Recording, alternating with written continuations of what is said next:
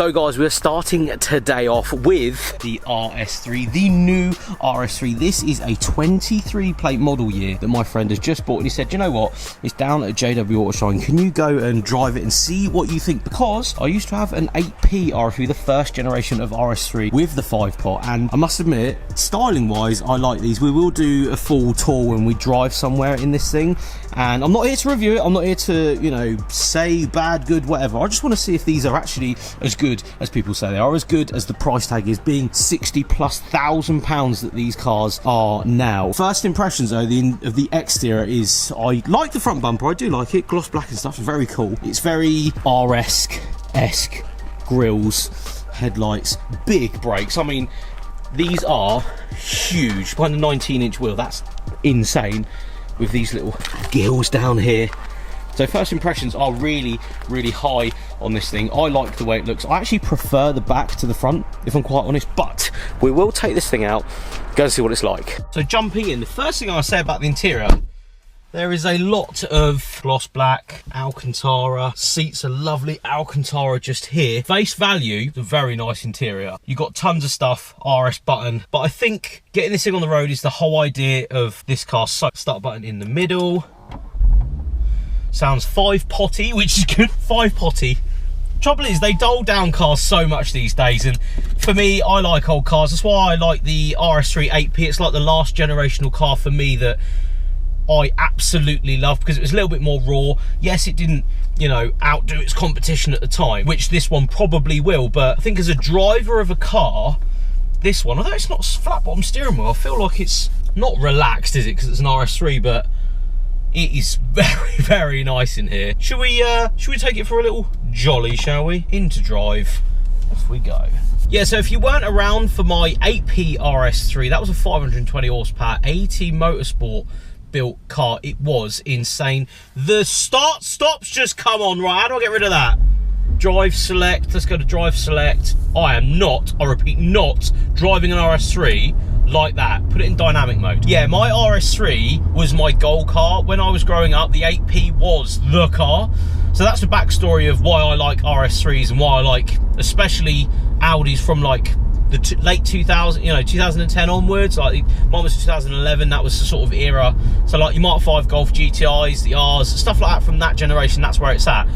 I then, when I owned that car, shot an 8V, completely standard, and I was a bit, I don't know, maybe because it wasn't modified, but I wasn't that impressed with it. I was impressed with the power and the feel of the car and all this sort of stuff, but it was a bit too numb, a bit too far away from what I believe to be the RS badge, and that was a first generation 8V RS3. Yeah, it probably was because it was a factory car, because I like pops back, well, not pops and bangs, but you know, a bit of a rumble, a bit more exhaust, a bit more power from an RS3 5-pot. That was a bit like of a, it wasn't a letdown, but I was just like, I jumped back in my 8P and remember going, yeah, this is a better car all day long. I just preferred it. Maybe because, again, I'm from that era of the 8P being the be-all and end-all car for me. So this one, being newer, being faster, being nicer materials, being a lot more expensive, it has a lot, for me anyway, to live up to, because the 8V wasn't a letdown. It wasn't a letdown. It was just, and that's me being really honest, it wasn't a letdown. It was just, I preferred my 8P all day long. So this has so much for me, not necessarily you guys out there, but for me to live up to.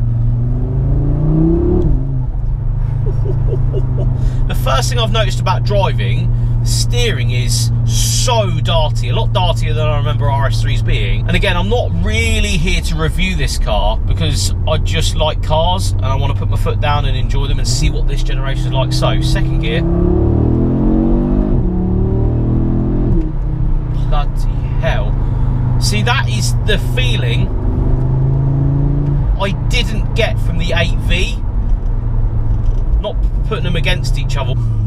It's very easy to go very, very fast in this car. I feel like you could just get away with chucking it around. First proper corner. Oh wow, the front is so much better than an 8P. Obviously it will be generational stuff, but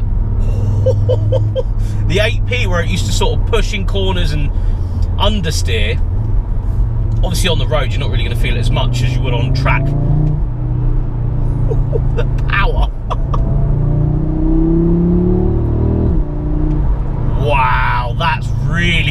pretty impressive. Is it living up to expectations though? We need to find out, because I'm an RS Audi boy through and through, and I will own another one, but it's a completely factory car. This is bloody insane. What a car. The front end is so point and squirt. Oh yeah, that front end's lovely, isn't it? Wow. She is absolutely, she just wants to go around corners, mate. This is a level, this car, mate. Listen to it coming down the rev. Oh wow. Oh wow. Audi, I take my hat off to you. That's a hell of a car there. Parked up down one of my favourite roads on the island. We're gonna have a quick look round. There is traffic and cars coming, but this was the only opportunity I got to actually look round this. But back bumper, absolutely love it. Spoiler, could be more aggressive, I reckon. A little flicky add-on would be the way to go with that. Wheels look good, arches look good. As that van absolutely send it past us. Wide arches, grills. The arches are insane on these, look how wide it is. It's a big difference from the 8P, I'd say, because it does actually have arches at the back too. I feel like that rear arch does suit the front arch. I remember the 8P especially, I know it's generations away, but the front arches was so aggressive and there was pretty much no arch at the back. That sweep in the rear door as well, very cool. Anyway, we'll get inside, have a little nose, because Alcantara here, nice. This is cool. Look at this little handle. That's cool. Honeycomb seats, which this newer generation RS cars have. Very cool. No flat bottom steering wheel. Maybe that's something that I haven't realised in a lot of new RS cars, but is that correct? Are they all like this, or is it just the RS3? Let me know in below. So we will come in and start it up. Interior is very cool. This reminds me, of the Audi TT Mark 1, that up and down trying to change the temperature. That was such a thing back then. I've had one of those as well because I'm an Audi fanboy, and I remember that just being, it's not annoying, it's just up and down. It's just a little bit annoying, but it's a very Audi thing, I get it. Again, not a negative, I'm just pointing it out because I've had Audis before. But the view, cockpit just in front of us, very cool. You can change all that, put it in RS mode, look at this, and then everything, it looks like it's about to go to space. The exhaust changes, everything changes just from that button. That's the button to have it in though, all the time. This one, that's what it's all about. While we are here though, and it's in RS mode, although it has a soft limiter, it sounds so much more throaty than I remember what any new performance hatch has. Sounds very, very good. Anyway, enough looking around it. Let's carry on driving, shall we? Do you know what the biggest issue now is? I know I can't afford this car. It's a £65,000 RS3. Probably a lot of people out there that'd be like, mate, I can't. If you're going to PCP something like this, the down payment, the PCP agreement, the balloon payment, it's a lot of money. When the 8V or an 8V facelift is there and they're not 30 for a nice one. It's half the money of this car. And yes, I have already said that the 8P is the be all and end all. In my opinion, they're still, you know, 20, 25 for a nice one, and then 30 for maybe an 8V pre-facelift, and then so on and so forth.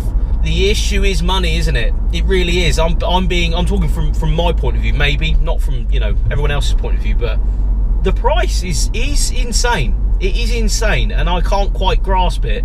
So for me, with my financials, I would probably get into an 8V or maybe even a facelift if I could. This though is still way away from what I think a lot of people out there would be able to afford, especially for a hyper hatch. This is an hyper hatch in my opinion. It's a shame really, because this is another level, this car, I tell you.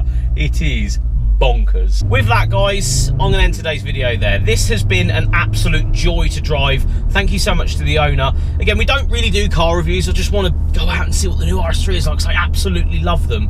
We stopped doing car reviews, you know, a few months ago now, and if there's an opportunity for me to drive something that I've actually physically owned, just the new version, I'm going to be all up for it, because again, huge Audi fan. Try not to be biased in videos, but this is the type of content that I would want to see, the type of cars that I would want to see, because I like them, because I know that me as a driver has owned an RS3. So grasping the idea of, yes, the price, but how good this car is top notch. But thanks so much for watching, guys. We'll see you on the next one.